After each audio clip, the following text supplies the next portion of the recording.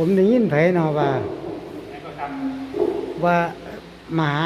มาเด้ว่าซั่นเนาะห้วยเพิ่นคือว่าสิมาวันที่16ซั่นเนาะบ่ทันเสียอยู่เด้บอกกล่าวว่าที่ผมวันที่16ผมกลับแล้วอ๋อวันที่12ถึง16เด้อก ลับ16ผมเดินทางกลับโอ้ผมทับทวนเองครับผมได้ความสรุปเกี่ยวกับการ16ที่ออกจากปากเก้าเนี่ยวันอาทิตย์วันที่17นะครับท่านเมียมาเสาร์ออกจากบ้านออกทางที่อายลงมาส่งส่งคนแจ้งหาขากับเห็นตามฐานมันตรงนี้แต่ว่าแจ็คไปใส่ไว้พบเป็นทีมั้งกะจังทีล่ะฐานแจ็คไปใส่